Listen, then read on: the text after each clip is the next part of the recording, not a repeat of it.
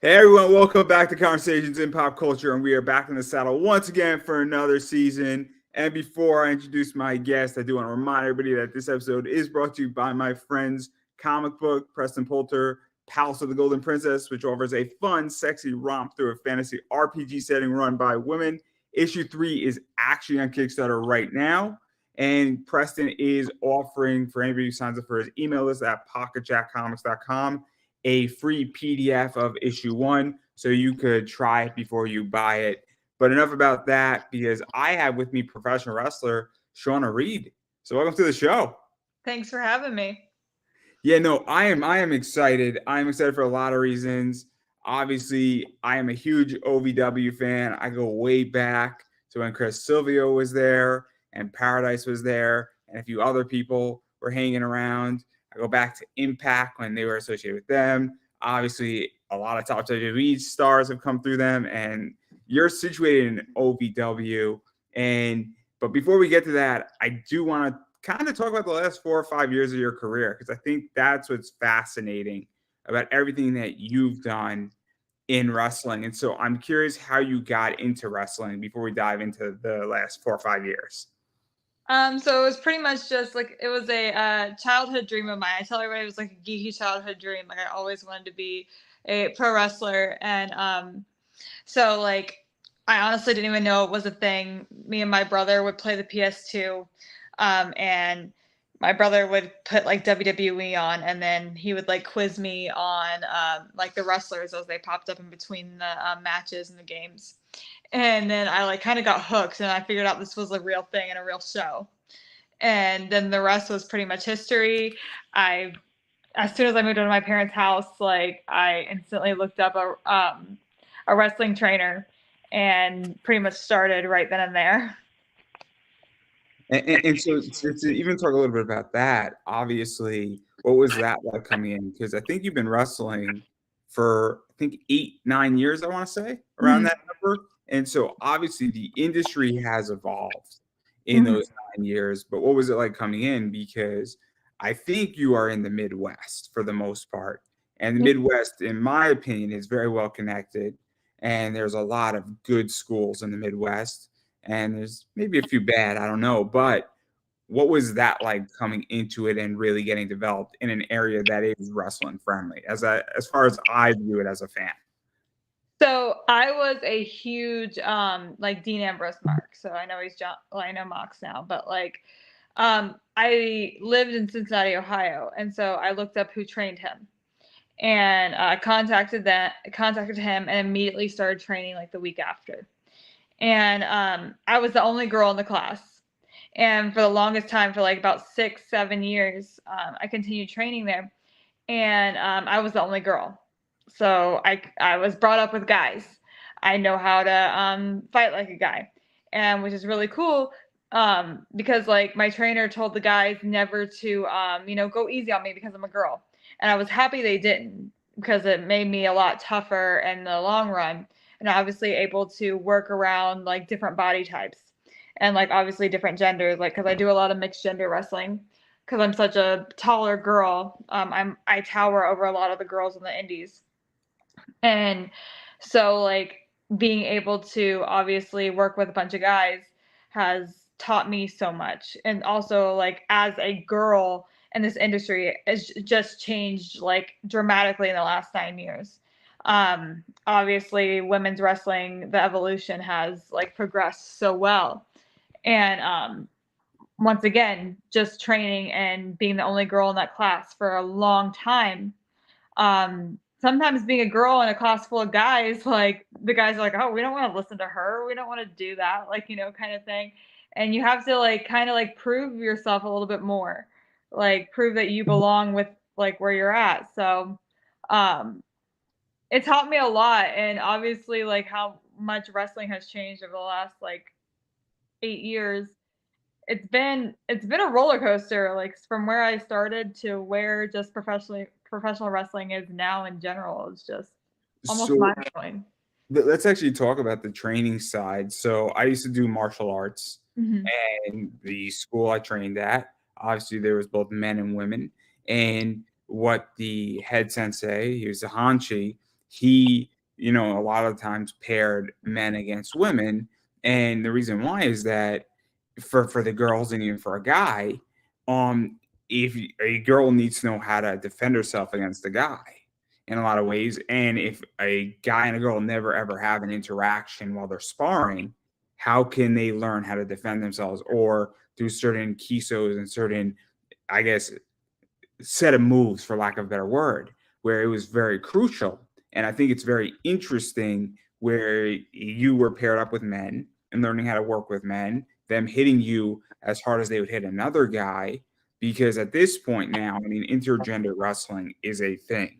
Maybe 15 years ago, it wasn't a thing. And obviously, I think the big guys, a WWE, might need to catch on and figure out how to incorporate that in a smart way. But on the indies, it is beyond prevalent. And so I think it is very important. I think it's very interesting that here you are and you're an equal as far as what you can do. And also, I think it's important for men in wrestling to also know how to work with a girl, because I think you can do something with a woman wrestler sometimes that you can't do with a male wrestler. And I know that sounds sort of a little bit maybe sexist in its thought process on the surface, but understanding that a woman has a different body type than a man, and there's different types of moves that can be done.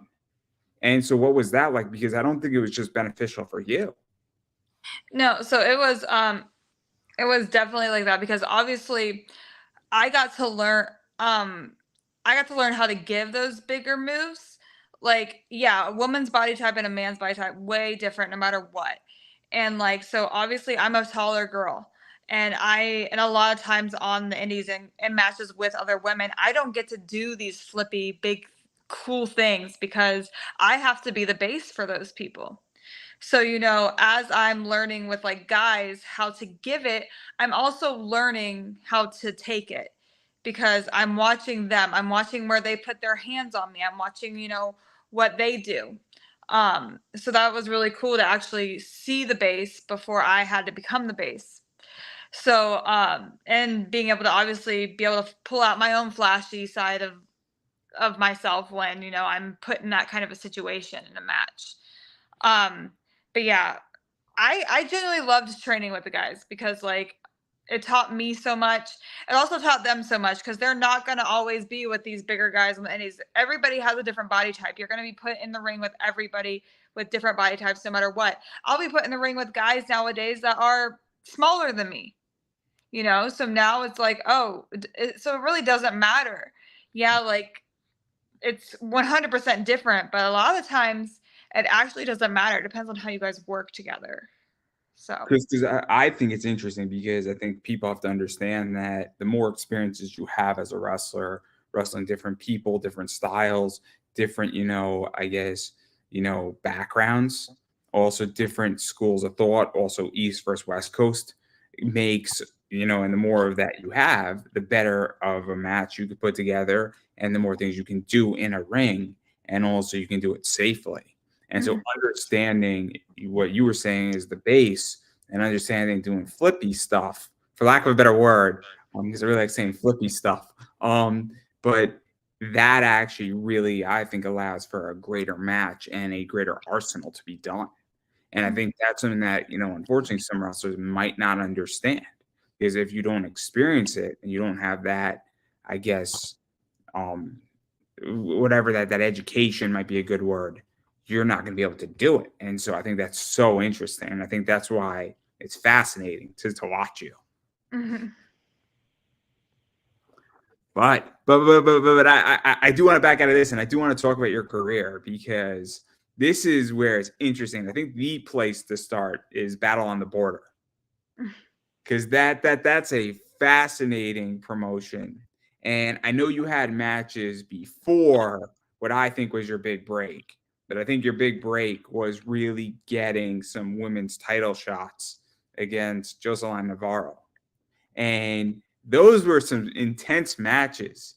And I know that I think you had a match before, and then I think you had a cage match with her, if I'm Mhm. not mistaken. And what was that like? Because she is a fantastic wrestler. Yeah, I And love working her. She's so good. and it was a cage match, I think, where you won the title. And so, what was this like? Because it's great. A title match is a big deal, but then when you add a cage in there, it's a whole different ballgame. Yeah, so obviously I love working Jocelyn. She's so talented, she's so good, and she's only gotten better through over the she's great. And that was my first cage match. So I was actually happy that it was with her, but it was kind of funny because I was taller than the cage, so I was like, "Oh, well, like does this really count?" But like it worked out good. Me and her gel so well together, which was funny because at the very beginning, when the first time we ever worked together, like a long time ago, we did not gel well together. You just gel well with some people in the ring, but then all of a sudden, like our second match, it like clicked and like we could go and do everything. And like yeah, it was my first cage match, and it was fun. We gel well. We did really well. Like when we hit each other, we hit each other, and like and it all it was one of my first title wins. Like definitely was not my first title win, but it was probably one of my first few ones. um and yeah, it was actually a really special night because Battle of the Border is one of the first promotions I worked for. Like gosh, I don't even know how long ago. Like I think they opened up like my second or third year in wrestling. So like yeah, I've been with them for a while, so it's cool to see like the talent that's come through there like has continued to kind of stay there. Let's actually talk about that a little bit because, obviously people in the ring have great chemistry. And I think, even outside in media collectively, people have great chemistry. I mean, I think the two actors who have the best chemistry is Jennifer Lawrence and Bradley Cooper. I think obviously have amazing chemistry anytime they're on screen together in anything they're doing. Polar opposites, obviously, a Silver Lining Playbook, that entire movie and a few other movies that they've been in. Great chemistry. Obviously, matches between Triple H and Shawn Michaels, amazing chemistry. And what is that like when you're gelling with somebody and you're just on the same page? It, Because I think it's a weird thing, right? Like I can't explain when I'm in an interview and it's just working. It's just working perfectly where me and that person are on just the same page and it's like a different level, and 50 minutes feels like 30 seconds. It's crazy. Yeah, no, it's magic when you gel with somebody so well. Like it's genuinely magic. You like a lot of times you don't even have to call a match. You can just go out there and you know each other so well. You can like kind of almost picture what this person's going to do prior to like them doing it. I've definitely had some matches where I've like I double shotted one time and I showed up super late to a show. I literally showed up late. I was in my gear already because I was coming from another show. I heard my music playing as I walked inside, and I went up to my opponent as I was walking past, and I'm like, I literally heard my music, and I'm like, "Are we up?" And she's like, "Yeah, that's your music." I'm like, "Oh," I was like, "Oh crap!" I'm like, "Am I baby or heel?" And she's like, "Your baby," and I'm like, "Are you winning or me?" And she said, "Her," and I'm like, "Cool, I'll see you out there." And we literally went, but me and her had wrestled each other so much I could wrestle her blindfolded. Like like it when you have chemistry with somebody, like it's insane. Like I've only actually really come across a few people in my career that like I mean, there's definitely been ones I can put on spectacular matches with, but when I say that when we lock there's only a few people that when we lock up, I'm like, "Oh yeah, we can just freaking it doesn't matter, just go." And and when you find that with somebody, it's literally it is magic's the word for it. It's So do magic. you feel that it's the other person also opening up? Because in my experience, when I have an interview with somebody or I have relationships with people where it just works, there is some connection that either they're opening up to me or signaling to me something, and I'm signaling back. And then it's almost like we both want the same thing and we don't need to say it. And I don't know how to explain it, but like, do you feel that it's an opening up thing where somebody says, "Look, I want a good match too with you," or is it that hey, we have the same agenda, Or is it that for whatever reason it's just like that vibe energy thing that it's just like you're just on the same wavelength? Because I've had an interview or two where me and my guests were just on the same wavelength, and it was an unbelievable interview where it was like next level, and I can't explain why it worked, but it's a nearly perfect interview where there's no wasted motion. And it was with Brother Greatness. I don't know if you know who he is. He's an amazing wrestler, but like there was no wasted motion, and I can't explain it. And it doesn't mean everybody else is bad. It just means that it was like we were communicating telepathically throughout the entire interview. It's like a weird thing, but like I don't know how to describe it. But like, and I'm just curious, like, why you think like with chemistry it works, because it's such a interesting thing. Because I can see a match that's like that, and I know when I'm watching a match where the two people or the four people or the six people are all in the same communication chain without communicating. Yeah, I think it's honestly a connection with that person. Like you can tell after the first lockup, honestly. Like after the first lockup, the first move, you're like, okay. Um, I just generally think it's like you're on that same wavelength. Like you have that connection. Like it's you literally can feel it after the first like few seconds. You're like, okay, this person is pretty much mirroring me, is like me. And yeah, it's I genuinely think it's a connection. Like I'm opening up, like I'm opening up, I'm pretty much almost giving you my body, and I'm going to literally do whatever I can to make you look good. And then that person's like, "Oh, well, here's my body too. Like, let's go." Like this is what we both want. So, I find it fascinating, and then I mean I find the whole thing fascinating, and I can't explain it, and I don't think it's hard to explain, but I definitely want to dive into your title run too, because obviously this you came out with the title following this, and then you had all these title defenses against Super Oprah. You obviously faced Palmona Star. I think you faced Amazing Maria, who I've interviewed. Haley J and Haley Shadows was on there. I think that there's a whole thing with Amazing Maria that you had like this feud going on with her, which is a pretty crazy feud. Where I think she beat you for the title, and then I think you beat her for the title back. And so, what was this like? Because it's a very interesting title run you had, and I think that you won this title. Did you win it twice? I think. mhm. And so, what was that like? Because you had this great run, and you had a second great run, obviously facing Haley Shadows and Malia Hokasuk twice. And so, what was this like? Because I felt that you added legitimacy to this title in a lot of ways. Yeah, like so I wasn't the first women's, like obviously Jocelyn was the first ever women's champion there. I I am the only two-time and also longest reigning Battle Border Women's Champion there. Um, Now like the opponents that I've had, most of them were amazing, and most of them are actually some of my closest friends. Um, and so I've had a blast with it. And a lot of times, and just a lot of the promotions, honestly, a women's title is not as like relevant as other titles.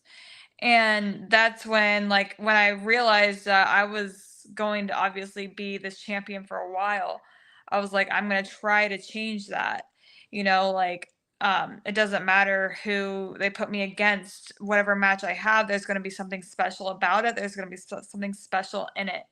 I'm not a flippy person. I love to tell stories in my matches no matter what. There's going to be a story in my match. And that's what I wanted to do with bringing relevance to that title, to any title I hold actually. Like there's going to be a story behind it. Like there's going to be that mountain that you got to climb, and whatever happens at the end happens. Um but that was one of my biggest things with just, I guess, that title in general. Um, I didn't want to be like the John Cena or the Roman Reigns that the freaking that like the company like forced down your throat to make them like you. Like, and then you get booed because you're that because you're being forced, down these people's throats. It's not what I wanted. And a lot of people started being like that because I was like, oh, like no one else is getting the title. But I wanted to pretty much be like, oh no, like this title actually does mean something, and there's always going to be a story behind that match. So, um, yeah, Malaya took it off me like about 6 months ago, 6, 7 months ago. And that was the last time I had been at Battle of the Border for actually, it might be a year now. I think it's probably over a year now, actually.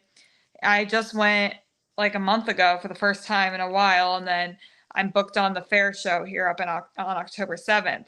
So we'll see what happens.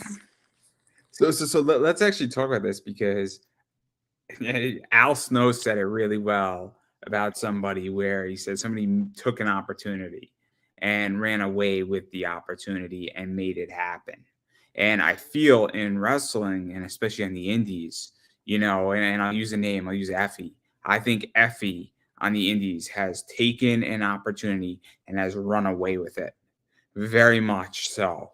And I feel that on the indies, you can do that where you could get a title and you can make it relevant because I think the fans on the indies control the show and control a lot of who gets booked in a lot of ways. I really do.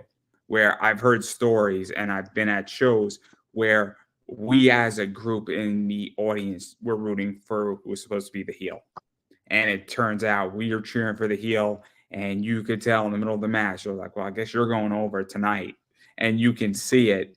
And everybody loved it. And it was great. So I think it is really interesting because it seems like you took an opportunity to make this relevant and to make a moment out of your title run. And I think that's something that a lot of wrestlers don't understand is that if you're given a title, you can control what goes on in that match and you can win fans over or make them hate you. And that can definitely influence how you're booked in a promotion very efficiently. And so, what is that like? Because I think that is something that is a really important lesson that people can learn. Yeah, so obviously, like, um, pretty much a lot of time, a fan's reactions to you is make or break you. Like when you debut at a new company, if you go out there and the crowd is silent, that doesn't look good on you, and probably you're not going to be back. Um, and then, but if you go out there, like if I go out there and I'm a heel and I literally make it to the point that I have people waiting in the parking lot for me to beat me up after the freaking show, they're gonna put a title on me. Probably because they want the biggest baby face or whoever they're about to push. They want their biggest heel to have that title, so the person that they're about to push uh, gets that run. They can get over as the baby face, and be the hero. So literally, it genuinely that crowd does not realize how much of a like dependence sometimes they have on even just someone's job. It's actually insane. It's very, very important. I had the Bushwhackers on, and they were telling stories about how they were in Puerto Rico, and yeah, you know exactly where I'm going. I don't know Yeah, if you read their biography. I didn't read their biography, but I know someone I'm blanking on it. Flash Flanagan over in Puerto Rico was the biggest heel that there is. I'm friends with Flash, and oh my god, like the story, yeah.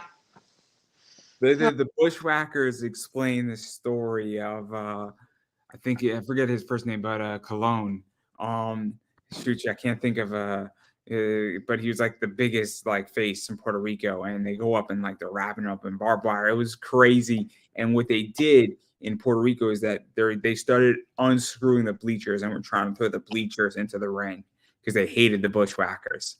And if you don't think that whoever booked the Bushwhackers and didn't love that, that was easy money. And they made a fortune when they were wrestling in Puerto Rico and everywhere else. And then every other promotion they were in, because these were in the promotion, is unbelievable. It made them so much money because if they go to another promotion after they're done in their month in Puerto Rico, they're going to get paid double, if not triple, what they were making there. And then they just kept moving and moving and moving and wild, absolutely wild. So I completely understand that. And I just think it's so interesting. And then while all this was going on, you also, I think, went overseas for BEW that, and I think you were involved in their International Grand Prix 2019 tournament. And I think you faced Moxie Molly, and then I also think you faced Amber Nova, and then Kat Von Cage. And what was that like? Because that's kind of an interesting promotion because I don't think that was on U.S. soil. No, that was over in the UK. That was when I used to work for British Empire Wrestling a long time ago. I would go over there, over to like London area and wrestle, and they did a international Grand Prix every year, and that was the first year I competed in it. I only like wrestled for them 2 other times before then. Um, excuse me. And yeah, like I've wrestled Moxie a few times here in the States. I had never wrestled Amber. She's from Florida, and we did really well together. I liked wrestling Amber. She was nice. She was sweet, and we gelled really well together. I'd wrestled Kat my first time I'd ever been over there in a triple threat match, like years ago. And it was just a really quick, like kind of like she had just gone through a match for the finals, and then I came out and attacked her because I was in the finals, and the finals match started right then and there. So it was just really a quick kind of thing.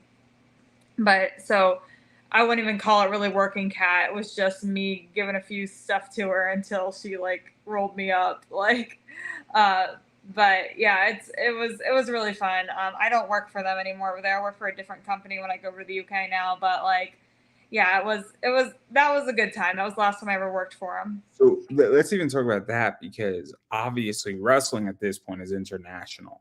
And it's very interesting where I know a lot of Americans go to the UK. I know a lot of them hang out in Japan. And it is, I think, important if you're a wrestler that you get experience because the way they do things in the UK and in England is very different than we do it in the States. And then in Japan, it's a whole different ball game. And every time wrestlers come back from Japan, obviously they get better. And so, what is that like for you? Because I think it is important to have international exposure. And I would imagine it makes you a better wrestler. Yeah, so I've never been to Japan. Honestly, I feel like I'm one of the very few people in professional wrestling who I'd love to go to Japan if the opportunity is like there. I will 100% take it, and I'll learn and love it so much. But like that's not one of my biggest goals. Um, I wrestle in like in the UK pretty much every, I want to say about 2 months now, and I love it over there. Honestly, I'm genuinely thinking about like in the next year, like just really only wrestling over in the UK is kind of like what I'm thinking about doing. But it's once again a thought. Like it's probably not going to happen. But like, because I wrestle over there so much, I'm in a tag team with my boyfriend over there. He actually lives over in Edinburgh, Scotland. So it's cool to get to obviously go over there and do stuff with him and work on TV there in Leeds. We base out of Leeds a little bit while we're there, but then we go other places too. But yeah, So they're let's talk about that. Let's talk about that because there are very few couples in wrestling. And who work together and are married, boyfriend, girlfriend. And so what is that like? Because it's a very unique experience when you can wrestle with your significant other and you're engaging with them and or you're wrestling against your significant other. And so what is that like for you? Because I would imagine that obviously it creates a natural story automatically to some degree because now you have a couple facing another team and then there's a trusting and so you have automatic story elements put into it but then there's also that other trust and then if you get married and things of that nature then it even becomes a stronger bond and also it's kind of I think like a couples thing for lack of a better word here and I'm not saying it's a date that's not what I'm saying but it is kind of interesting because it is rarer than I think people realize. And so what is that like for you? Because I think it's interesting. yeah, no, so like it's obviously really hard for me and him because me and him are long distance. I'm in the USA, he's in Scotland. And so that in general just is hard for anybody, because we don't see each other as much. Um, but like the fact that I get to share something that's such a big part of my life and get to be with some like doing something I love with the man I love is absolutely amazing. And obviously we have chemistry in more than one ways, you know, and like he's my tag team partner and he's my life partner. And like he's my best friend. And so literally like we could even do things in a match with other people and then I see him setting up for something and he wouldn't have even had to call it to me and I know what he's going to do next and I know what I need to do next if that's something. Um Obviously there in the past there's been like not with me and my current boyfriend, but there's been like with other people, like I've seen with other people, like there's obviously that trust issue, you know, because you know, like a lot of times I have noticed like men, women do it too, but like my experience has been watching like men that I know are happily married or have kids at home, and they're at the bar after party, and like another girl's all over them. You know, like I've watched it, I've seen it, and there's obviously that huge trust factor and just that in general. And wrestling, you know, like I get it, like you know, some people like fans will make you feel like a freaking star, and then you kind of sometimes forget your actual reality that you have like at home. But it also depends on how like devoted you are to your significant other. And like I said, getting to do something like that I love with pretty much my life partner, like um, with the man I'm hoping to marry one day, you know, is like this is something that we can do till whenever we retire, or and like you know teach our kids, and our kids like come along with us, like it's literally like it's a lifestyle, and the fact that I get to share it with him is genuinely the best. Like I've been with people in my past that did not want to do like a tag team, and I'm like, or didn't even want to really show that we were a couple, and I was like, oh well, that sucks. But the fact that he's my boyfriend Paul is like all about like no, like we're gonna do this together. You know, we're gonna make it together. We're gonna do all this together. It's just it's amazing. And it's hard. It's really, really hard. It's not all sunshine and rainbows, but like it, like yeah, I got lucky. Yeah, so you mentioned something really interesting about trust, and I do think that if you're in entertainment collectively, there is that element of trust. If you know your partner is in the industry, they might understand a little bit more. If they're outside the industry, it might be more complicated. And I mean, I hate to say this way, but wrestlers more often than not do have problems with relationships for a lot of reasons. For a lot of reasons, I mean, it's tough to be on the road.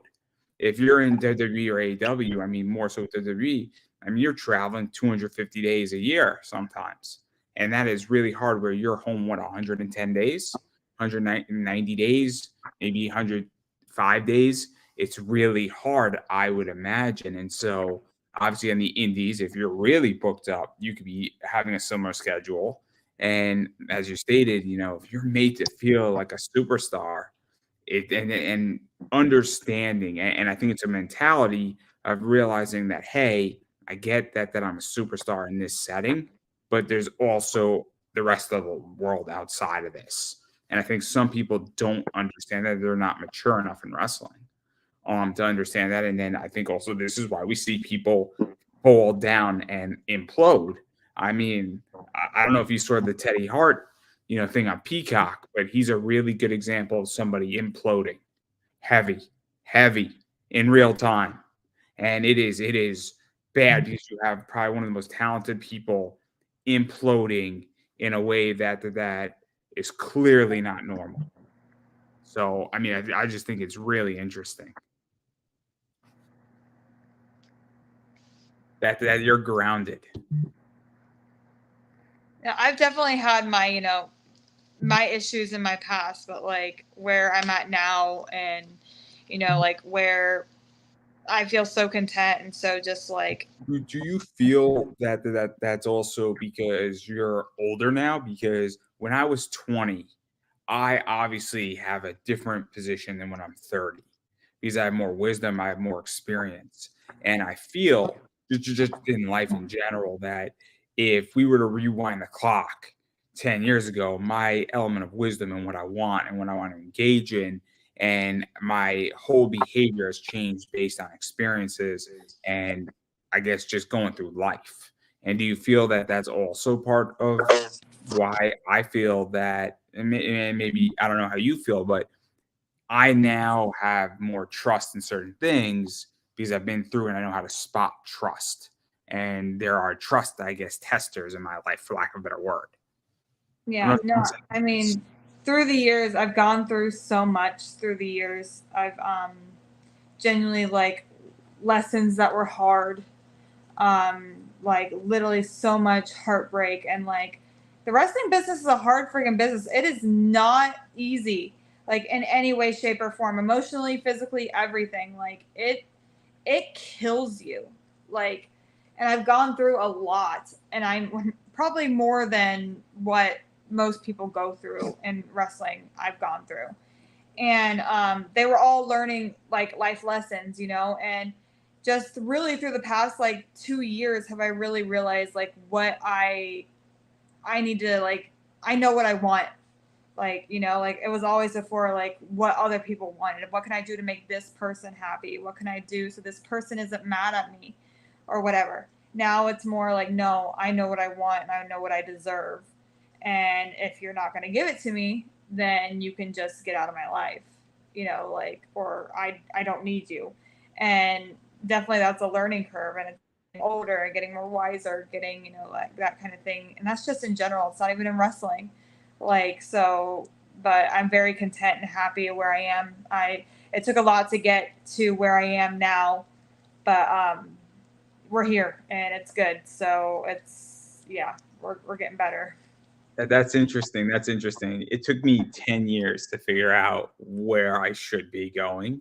Actually, it took me more like 8, but it also took a long time, and it was actually this year that I'm now starting to set my terms a lot more. And it's funny because what I find, I don't know if you find this, when I start setting my terms, and most people actually kind of, I guess, come into my terms a little bit more, or they're willing to move 80 and I have to move 20. And if somebody's not willing to move, I'm like, cool, no worries. And I just move on to the next one. And what I'm finding is that more opportunities are coming my way on my terms. And maybe it's just my attitude. Maybe it's because it's like, if you want to make my life more difficult in any which way, I'm just going to say no, thank you. And then I move on. And I think it's really interesting when people start setting their terms and they're really firm. I think people actually respect you more. I really do. They might not agree with you, but they respect you.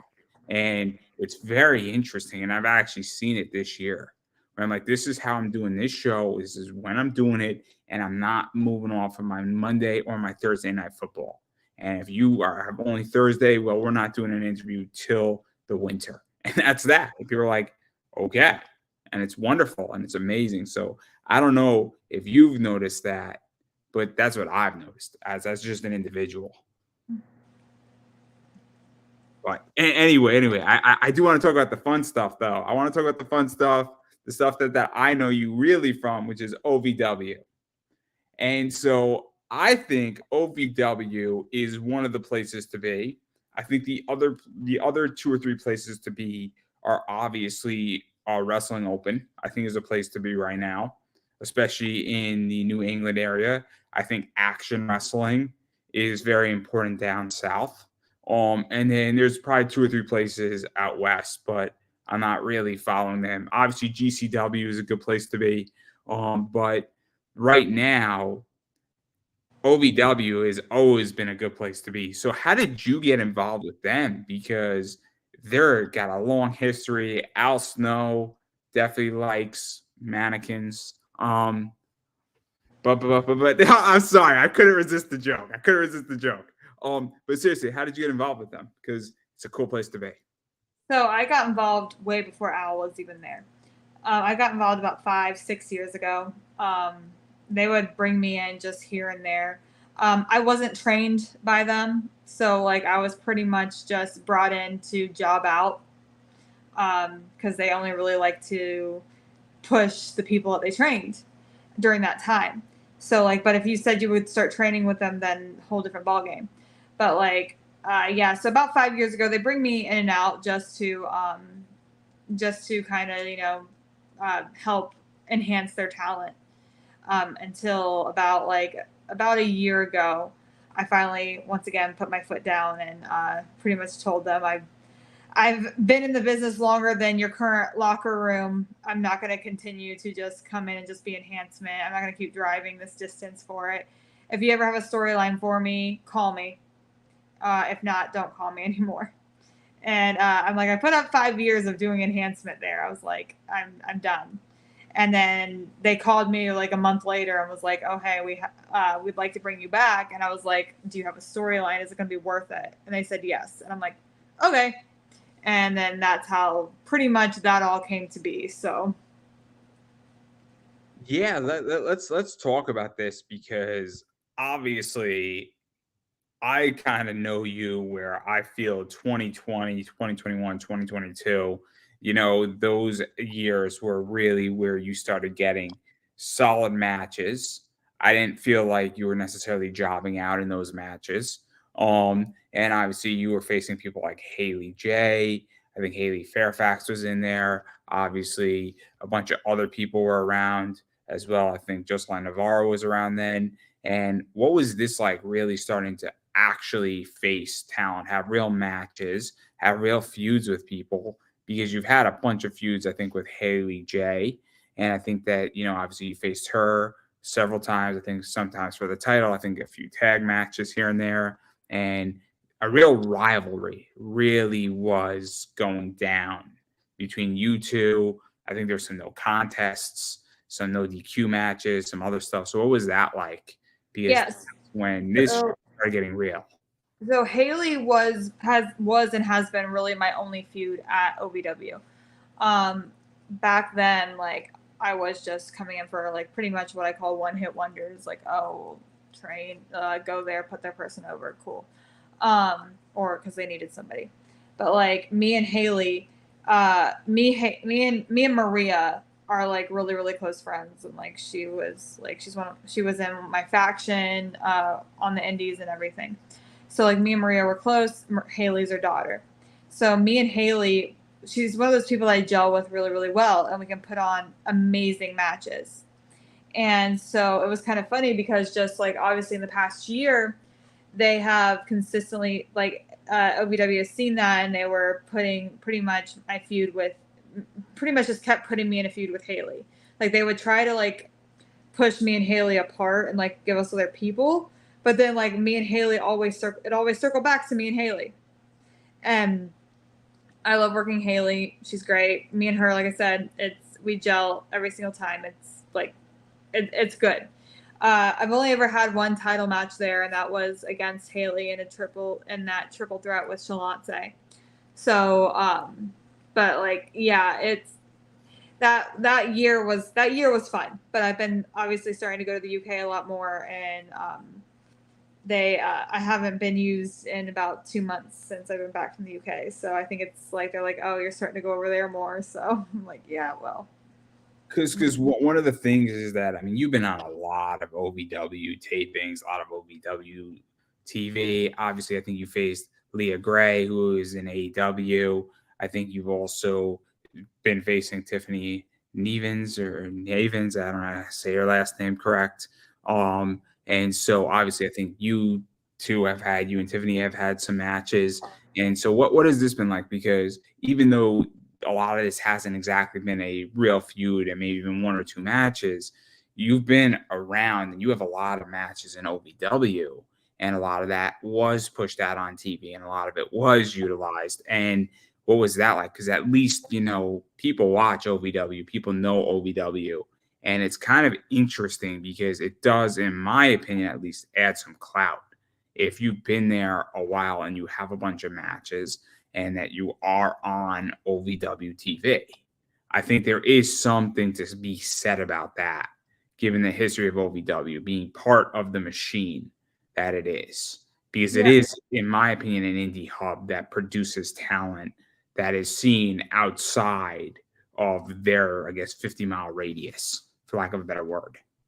Yeah, no, being there, just with being able to work with people like Al Snow and Doug Basham and stuff like that as like producers and agents is really really cool. And just knowing the talent that was made there and has come out of there and who has wrestled in that very building, is just amazing, and all the history there is like genuinely great.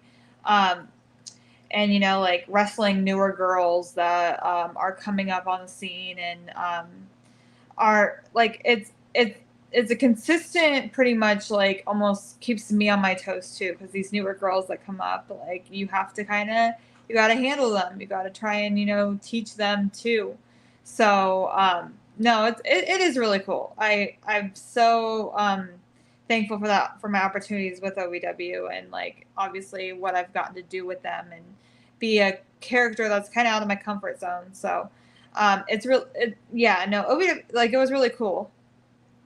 Did you also feel, and this goes back to women's wrestling, where 15 years ago, women's wrestling, for lack of a better word, was a joke? I mean, I hate to say that, but in a lot of ways, it was not treated well. It was treated pretty poorly. I mean, it was legitly called the Divas title in WWE, and now it's a women's title. There's a big difference between those two words. Um, and now I feel that women's wrestling, and in a lot of ways, there's in many ways on the indies and sometimes in WWE, it's better than the men's in a lot of ways. I mean, the Becky Lynch match on NXT, 2 weeks ago, was a great match. It was arguably the best match of the whole week, which is insane. And not because it should have not been on NXT. It should have been like the main event in SmackDown or the main event in Monday Night Raw, but I was glad it was on NXT. To be honest, it should have been on NXT, but it was that type of caliber. That could have been a pay-per-view match, easy, between those two women. But do you feel that OVW also is given an opportunity and spot to women wrestling? Because that's, in my opinion, one of the biggest issues that has been slowly changing, and it's gotten a lot better, but there's still that issue where sometimes it doesn't get the correct spot it deserves. I mean, I'll be honest, I thought this year's WrestleMania, where Charlotte and Rhea Ripley did not finish out the show, I thought that was actually a setback. I didn't think that was a progression in women's wrestling, where I think they should have finished out the show, not Kevin Owens and Sami Zayn. And Mhm. honestly, Rhea and Charlotte put on a better match than Kevin Owens and Sami Zayn and the Usos. Not saying that Usos and Kevin Owens and Sami Zayn didn't put on a great match, but it was not the better match out of the two. Yeah, no, OVW definitely has its moments. Like, for instance, like I think me and Haley, for the first time, like in like I feel like almost history, at one point, um we were the main event. And like I think that's the first time they've done that. And like I don't even know if that was the first time they've done that in history. Like, so they have their moments where they definitely like if they have something going really well in their women's division, and something that's going really like a story or whatever, they push it. And when they push it, it is great.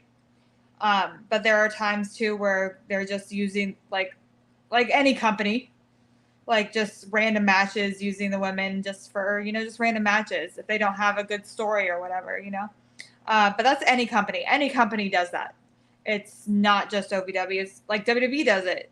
AEW does it. It's pretty much just how over the story is and how over the characters are. Um, but they definitely, like I said, everybody has their moments, and they do utilize their women's division sometimes really well, and then sometimes they don't. But Do, do, that's not do just you, OVW. yeah, so I was gonna ask, and do you feel that maybe even women's wrestling and wrestling in general sometimes gets criticized overly, where it could just be that WWE doesn't have anything going on or AEW doesn't have anything going on? Right now, I'll give you an example. I think one of the best storylines that I'm waiting for is Shotzi Blackheart versus Bailey in WWE. I think that storyline has been brewing for almost 6 months, and I want a hair versus hair match between the two of them, because that's where that story needs to end. And it can be brilliant at Hell in a Cell. That's the place to do it, and it will be brilliant, and it will get Bailey off television for 2 months, which means that her return will be so much better and it'll actually solve 15 problems. But that story has been brewing forever. But sometimes, I mean, there's been 3, 4 months in WWE where like no women's story is happening. And I don't think that's because WWE is anti women's wrestling. I just think that creatively they got nothing. No, And yeah, and that's 100%. That's 100% true. Like, if there's not a spot, it's like it's not that the people don't want to use you, or not that people like don't think you're great, and like they like 9 times out of 10 these people want to use you, but they just don't have anything. Like they're like we're literally the second something opens up, boom, they put you in it. Like it's just did you opportunity. Yeah, did you think that that is a hard lesson for younger wrestlers to understand? Because I mean, to me, this is one of the things is that I reach out to a lot of guests on this show, and sometimes somebody is swamped and they're busy for a month, or they're like, "Hey, this is a really bad time, and my schedule frees up in December. Hit me up then." And I've done that, and you're like, "Yeah, I'm free right now. Let's do it." And so sometimes somebody just doesn't have 3 months free, and then they're legitly on a 6 week vacation, and then they'll do 20 interviews in 6 weeks. Yeah. So it's a weird thing where, and this took me a long time to figure out when to hit people up.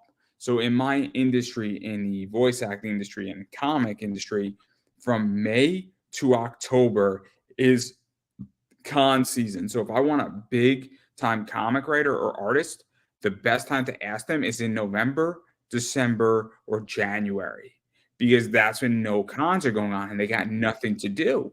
So they're happy to do interviews then because they have nothing that's going to interfere and they don't have to worry about prepping up for a convention.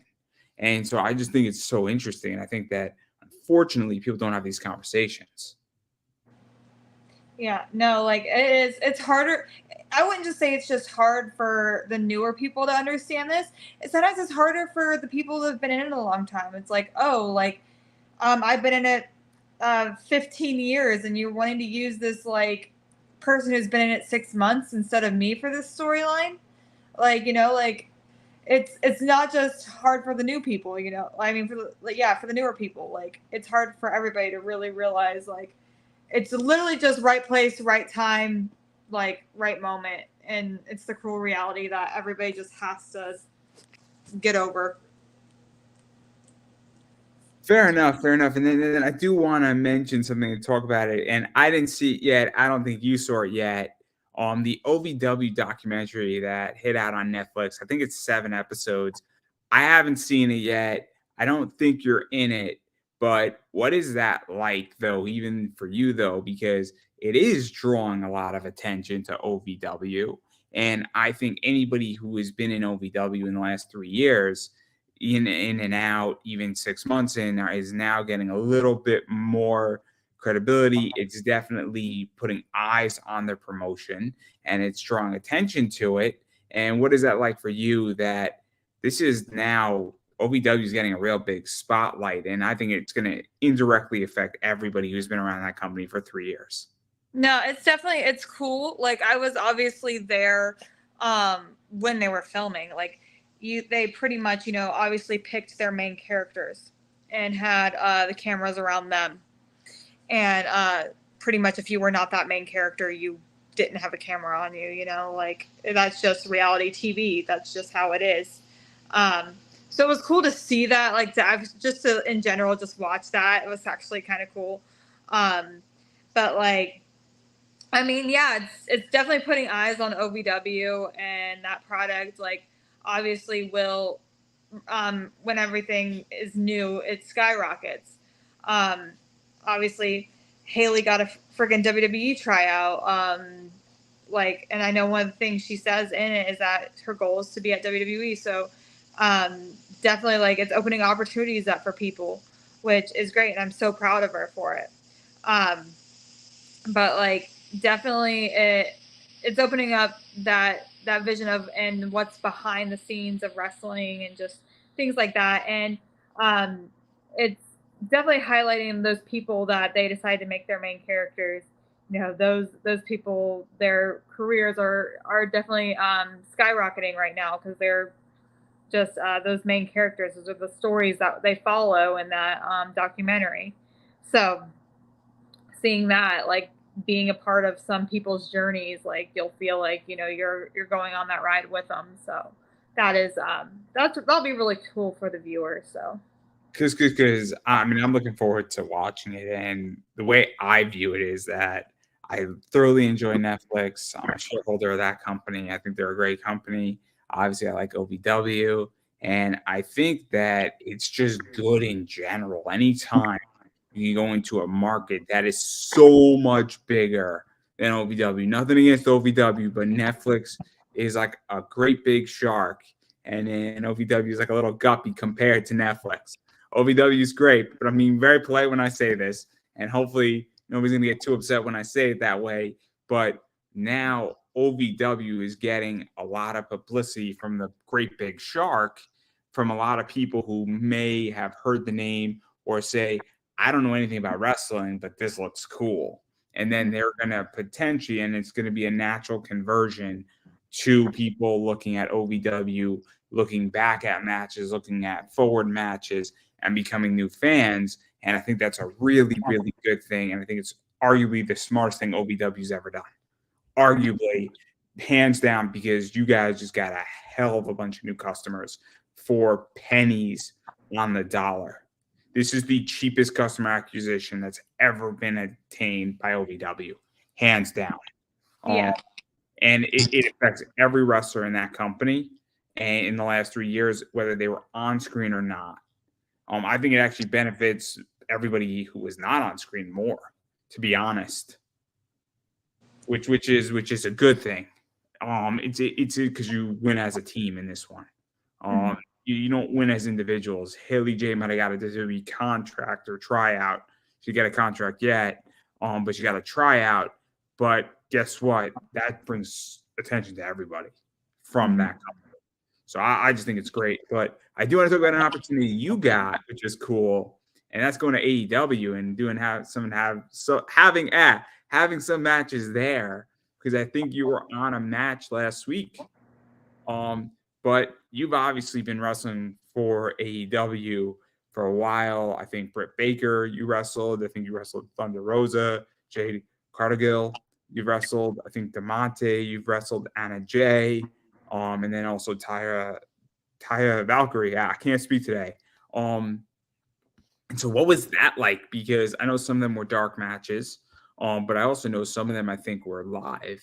And what was that like going to that promotion? Because AEW is a fascinating company, and they do something that WWE doesn't do, which is give people on the indies an opportunity. Yeah. No, I've done a lot of like WWE extras work, and when I tell you, like every time except for probably 2 times that I've been to AEW have I had a match. There were twice that they didn't use us at all, but every other time I've had a match. And I've been to like WWE quite a lot, and I've never had a match. So I do definitely like the fact that they give independent like people, like the indie people, like a spotlight. Even though like I do very much like that, and like the one that I did on TV against Jade was in my hometown of Cincinnati, Ohio. So like everybody in the crowd, like the freaking 20, like 10 plus thousand people in the crowd knew me and was chanting my name. So that was really freaking cool. Um, So, but let's actually talk about that, because I think that's good for your brand. I had Charlie Cruel on, and she's wrestled, I think, once or twice for them. And we were talking about, hey, you're wrestling in front of 10,000 people, which is your biggest audience by far that you've wrestled in front of. I think that that's a safe assumption. And then so now you're getting that as an experience as a wrestler, because that's a whole different ball game versus wrestling in front of 400 people. Big difference. You're on television, and it's relatively nationally distributed. So obviously you're getting a huge reach there. And I think it's good for your brand. I mean, I was speaking with CPA about this, and he wrestled on AEW, and it's kind of a big deal, I think, because now whether you win, lose, you get squashed, you job out, you're still getting your name out there. and you're still on television and you're getting a lot of experience dealing with that. And I think it's a way to test the market and also develop further skills. And so, what was that like for you? Because it increases your worth as a wrestler if you're on AEW and you're out in front of 100,000 people, both there and out in national television.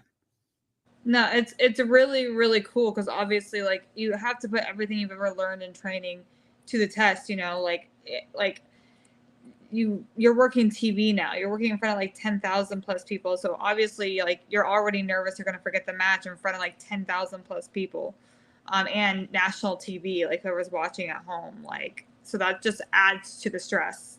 Um, but like I don't know, when you're out there, like, well, personally, when I'm out there, the crowd disappears. Like I don't even realize I'm in a crowd of like I'm literally, this is where I am. Like most of the time I have to like tell myself as I'm standing there in the ring, look around for a second, look at where you are, like, you know, and then after my match, I'll go in the back and I'll be like, that happened so fast, I don't even remember it. Like it's, it's insane. And it's a dream come true. You know, if I never make it, if I never get signed to a major company, like I've wrestled in front of that many people. I've wrestled on the big shows. I've wrestled on all the big shows. I am 100% content on where I am. If I never, the goal is a contract, but if I don't get it, I've done what I've sought out to do. So Do you also feel, and Drew McIntyre was speaking about this, where if you're even in, and he was speaking about when he was in his first run in WWE, that it's just walking the hallway, and Vince could be walking the hallway, and Vince can just be walking, and he has a great idea, and then he pushes you, and he says, "Oh, I want to see what that kid can do, and I have an idea for him." And do you feel that if you're around big shows and you're around big names and you're around things like OVW and AEW, that all of a sudden opportunities come because people have pull in the industry. They're looking at certain promotions that you wrestled for, and then naturally somebody says, I have an idea for this wrestler, and let's see what we can do. Because sometimes you just have to be in a vicinity. It's happened to me where I've been in the right place at the right time. I mean, I got the Bushwhacker interview because I just knew somebody and I was in the right place at the right time when I met the right person that then got me and helped me get the interview. So I think that sometimes happens where you just need to be around certain people because person A knows person B, knows person C, and then person D wants to book you. It's a weird industry in that yeah, regard. that's all what wrestling is. Right place, right time, and who you know. Genuinely, that is all professional wrestling. It is right place, right time, and who you know. So I think it's just fascinating. And then obviously, I mean, I don't know what you know where you're going to be next. But I do know you do stuff for RCW, Revolutionary Championship Wrestling, and I think you're their champion now, I believe. mm-hmm. And you've had some matches. Obviously, I think Jensen has been one of those matches. Marty Bell, that's a name that's a fun name to throw around. I haven't seen her in a while wrestle. I haven't seen her wrestle since Impact. She was part of the Dollhouse, if I'm not mistaken. I don't know. I know she's part of the Hex, and that's all I know. I love Marty. She's a sweetheart. She's great. I just haven't seen her wrestle in a while. And then Alice Crowley, and I love Alice Crowley. Mm-hmm. I love Big Al. I love Big Al in so many ways. And so what is this like? Because that's kind of your latest championship in a lot of ways. And so what is this like? Because this is interesting how you're really in this title run now and holding this belt.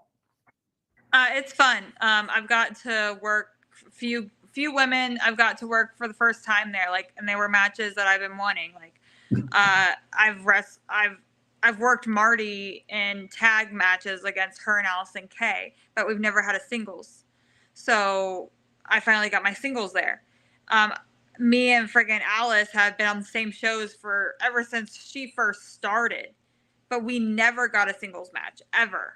And finally we got that, and then me and her, she's one of those ones that we just clicked, and it was like, it's go time. Yeah, so what is that like? Because obviously if you're in the Midwest, the Midwest is very much like New England, where it's very connected.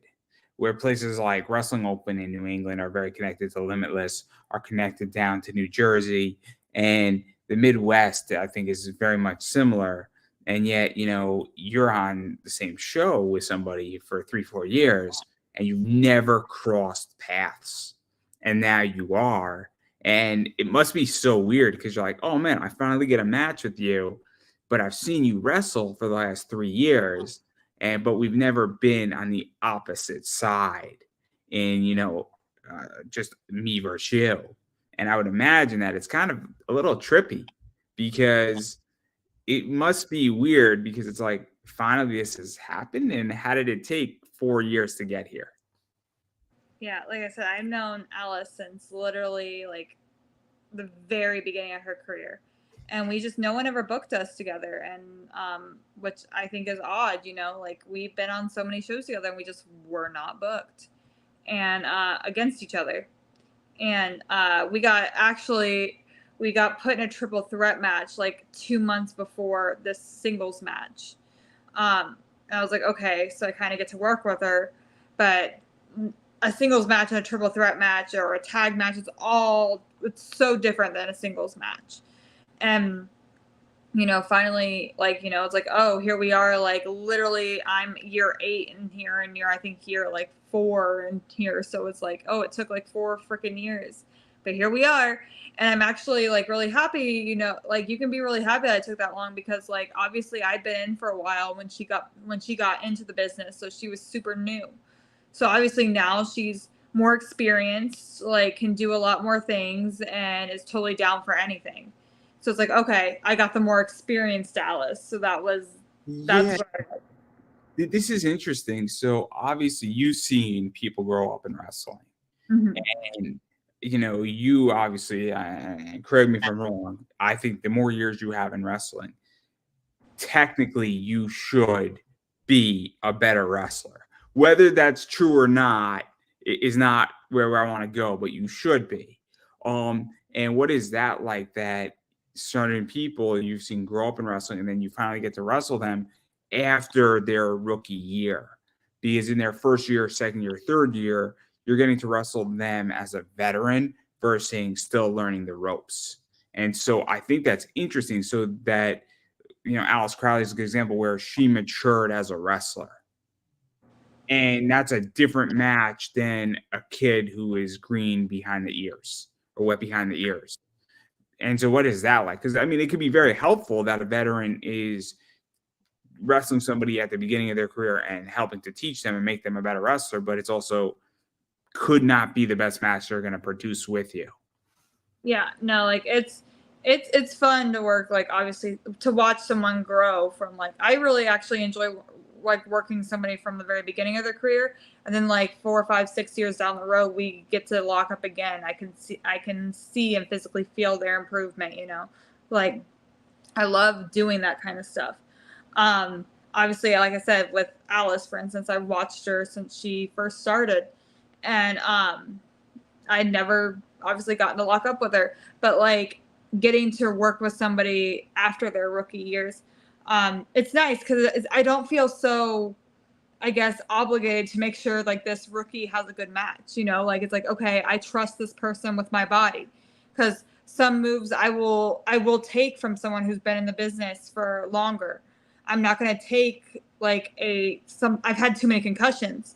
I'm not going to let this person who's been in the business a year, maybe a year and a half, do anything near my head, make me land near my head. I can't, and I can't trust you. Like you may have done it like a million times in other matches, but you're not going to do it with me because I don't trust you yet, and you're still way newer. Once you grow, you learn how to control yourself, learn how to control your body, and things like that. Then we can talk about it. But like, I have to more protect myself, obviously, around people that are newer. But then people that have been in the business a while, it's like, okay, this person at least should know what they're doing, and I can trust this person more, and I can obviously take more dangerous moves from this person because they know what they're doing. So No. I get it. I get it. In which trust is a big issue in wrestling. And the whole thing, especially because you're trusting with somebody with your life.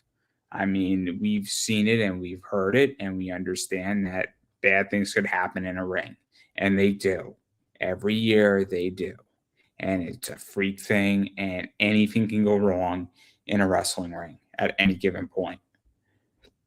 And so I completely get it. And obviously, if somebody is brand spanking new in wrestling, I don't know if I'm going to trust them either. And even if I'm a referee, I might not want to trust them because one wrong move, you know, you can do some damage. So I completely get it. I completely get it. But I do want to back out of your career because obviously you're still the champ there. I'm sure you got a bunch of matches coming out, and I'm going to let you promote yourself in a second. But I am curious where you feel wrestling has evolved out of. I mean, obviously, we are out of what I call the COVID era. Some people might agree, they might disagree, but we went through 2 years where shows were under a lot of stress, a lot of duress. Fans were somewhat allowed, somewhat not allowed. A lot of streaming came about, and a whole industry really got shook up in wrestling, in my opinion. And I think it's changed wrestling in a lot of ways on what can be done, what should be done. I think it's changed interactions. I think it's changed how things are run. And so, how do you feel that it has evolved? Because that's been the big seismic shift, more so than anything else. Obviously, the women's revolution occurred as well, and that's the other seismic shift that has happened in wrestling. And also, I think that a lot of people who have been bad in the industry have been publicly called out.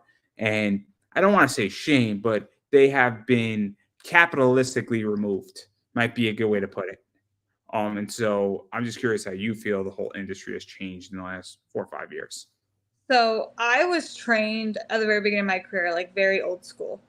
Like, it was like pretty much if if you messed up or you talked back, you didn't want to do the drill, you didn't all this stuff, you got in trouble. You got your ass kicked. Or, you made your class do like 500 squats because you messed up, like things like that. Or you got your ass chewed out. You got actually disciplined. I'm very much trained old school like. So the biggest change I think I see in wrestling is a lot of people just like they want to play wrestler, they want to be wrestler, but they won't take like, like, oh, if they mess up, they'll get mad and they'll sit down and they'll walk out and the trainer's like, okay, bye. Like, it was when I did that, you freaking got your ass kicked. You got told never to come back. Like I'm sorry, I'm gonna bring up the whole CM Punk and Jungle Boy thing. Like to me, like that's a normal thing. Jungle Boy was kind of being an asshole and like he's very much like a newer guy and very entitled. And Punk was freaking like, no, no, no, you're not gonna do that. And that's pretty much what they did back in the day, like that's what you got. And that's how you learned respect. That's how you got respect earned. So now I think nowadays, like for the lack of better terms, everybody's being, a lot of people are almost like everybody gets their feelings hurt too easy, and that's just not just in general. Do you feel that people need to toughen up and get a little tougher skin? 100%. You have to have tough skin to be in this business. Like some of these fans, they say the most worst, horrible freaking things about you or to you. It doesn't matter. But like obviously in wrestling, when I'm getting in the ring with you, I'm giving you my body. You mess up one little thing, it could be lights out for me. I could be paralyzed. I could die. Things like this. Like it's just this is such a serious business, and some people take it as a joke. Or like they just they need to genuinely learn like to respect the business, and just I think that wrestling has definitely lost that. Like it's now very much everybody cares about hurting the other one's feelings. Let me ask this: do you think it's a safety concern? And I know it's a controversial question, but do you think that when you raise the serious levelness of something, that people then say, "Cool, I realize what can go wrong," and that I can paralyze somebody, I can fuck up their muscle, I can hurt them. They could be going out to an ambulance. Things happen. I mean, I've had a cure on from ICW. And he, he was on my show and he showed like a light tube scar cut up from him in the middle of the interview. I thought it was interesting, but it was a serious issue. And he shows it on, screen, and it's pretty brutal. And he lost a decent amount of blood, and I'm sure his girlfriend wasn't happy with him that night. But the point is that people need to know how serious this is to some degree. And I think that, maybe you do need to get slapped a little bit if you're being disrespectful so that you get an idea that this is serious shit. Yeah, and I love Akira. I mean, I've met him a few times at the beginning of his career. I've wrestled Masha. I love both of them. She's great. She's great. She was great on my show. She's fantastic. But Akira and that light tube thing, he does death match. That's what he does. Like, he signed up for that. But the whole thing is like definitely like professional wrestling. If you look at how it was back in the day, Hulk Hogan, friggin' Macho Man, everybody, they looked like stars. They looked like professional wrestlers. If you think of a professional wrestler in your mind right now and what you think that they should look like, you think of them. You think of them. You think of Kevin Nash. You think of H. You think of John Cena, The Rock. But nowadays, everybody can step in a ring and say they're a wrestler, and they can be the worst thing to ever step foot in that ring because no one's going to tell them that, or they can be trained wrong, that they suck, or that they need to improve on this because they're afraid of hurting their feelings, and that is hurting our business and putting more wrestlers in danger and ending careers a lot sooner than they should. Now, if you I'm not saying like completely destroy somebody and rough them up, but teach them respect. Be like, you're not going to talk back to me. Like, just things like that. Like, genuinely, that's what they do in Japan. You freaking talk back to somebody in Japan, you're freaking dead. Like, and that's why they're freaking, it's such a like worshipped thing there. Such a such a freaking safe thing there because of that. But in the U.S., do you think that there is a happy balance though? Because I don't think you have to slap a student if they're being disrespectful, but I think that you have to educate and you have to be stern. So in martial arts, when I was doing martial arts, and obviously I made it to a brown belt before, obviously an issue prohibited me from continuing.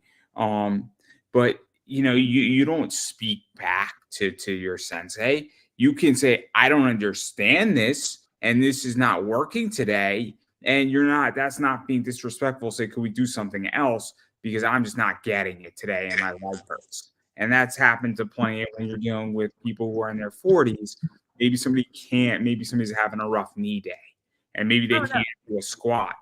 No, that's 100% like, there's definitely that happy medium. I'm not saying, oh, this person's like, look, my foot's hurting, I can't do it, and then boom, slap. No, I'm saying pretty much like someone's like, oh, we're gonna do this drill, so I'm gonna have you guys do this, and like somebody's talking to their friend while the trainer's trying to try to explain this drill, and then you're like, hello, and then and I'm not obviously saying, oh, let me pull you out here and kick your ass. No, it's gonna be like. Do you think that? I mean, this is my thought, right? If somebody is talking to their friend while you're doing wrestling drills, and they're just talking to their friend, I mean, there has to get a point where a trainer says, "Get the fuck out of my fucking." Exactly.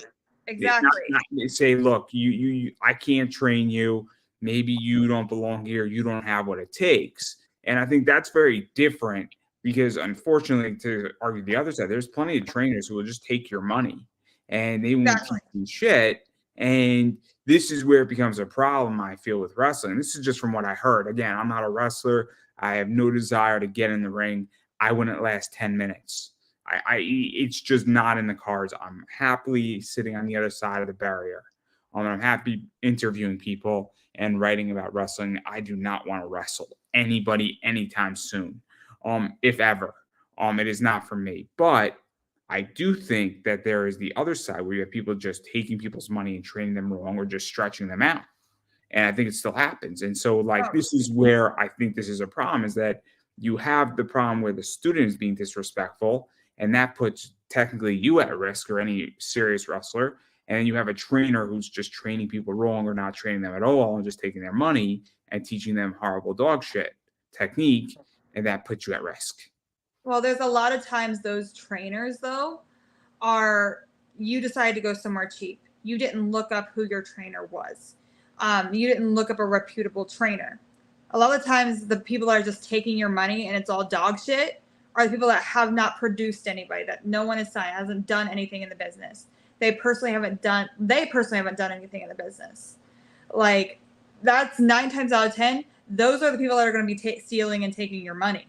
Yeah, their training is going to be affordable and cheap and all that shit, but you're gonna, if you actually find a reputable trainer, a trainer that has like turned out talent and is like world champions, or like have done stuff for WWE, or like this person's been in the business this long, and you look at their accolades, see what they've done themselves, those aren't going to be the people that are just taking your money.